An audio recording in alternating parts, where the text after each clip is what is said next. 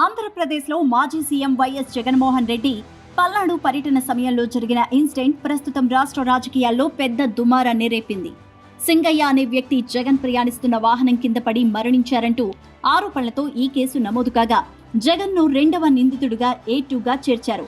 దీనిపై జగన్ తనపై నమోదైన కేసును రద్దు చేయాలంటూ హైకోర్టును ఆశ్రయించారు. హైకోర్టు ఈ పిటిషన్పై విచారణ జరిపిన సందర్భంగా పోలీసులు ఈ కేసులో ముందస్తు చర్యలు తీసుకోకూడదని స్పష్టం చేసింది. తదుపరి ఆదేశాల వరకు ఎలాంటి అరెస్టులు చేయొద్దని కూడా చెప్పింది.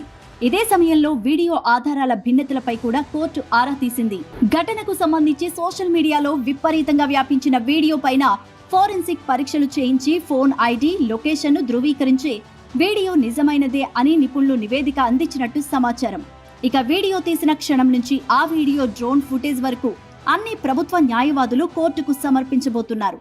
మరోవైపు ప్రమాదం జరిగిన వాహనానికి సంబంధించి అన్ని అవసరమైన ఫిట్నెస్ పరీక్షలు పోలీసులు నిర్వహించారు. అలాగే ఘటన చోటు చేసుకున్న సమయంలో అక్కడ ఉన్న 10 మంది ప్రత్యక్ష సాక్షుల వాంగ్మూలాలను కూడా తీసుకున్నారు. ఇక ఈ కేసులో నిందితులుగా ఉన్న వారిలో వైవి సుబ్బారెడ్డి, పేర్ని నాని, విడుదల రజనీ సహా పలువురు ఉన్నారు.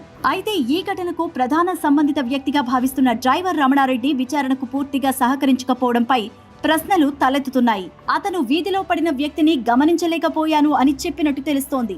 ఇక ఫోరెన్సిక్ నివేదిక మరియు ప్రత్యక్ష సాక్షుల వాంగ్మూలాలతో పాటు డ్రైవింగ్ విషయాల్లో సమగ్రత పరిశీలన చేసేందుకు పోలీసులు సిద్ధమవుతున్నారు. ఇక ఈ కేసులో వచ్చే జూలై 1 తేదీన కీలకమైన మలుపు తిరగబోతోంది. ఈ కేసులో కోర్టు తీసుకునే నిర్ణయం రాజకీయ పరంగా గట్టి ప్రభావాన్ని చూపే అవకాశం ఉందంటూ విశ్లేషణలు, అభిప్రాయాలు వినిపిస్తున్నాయి.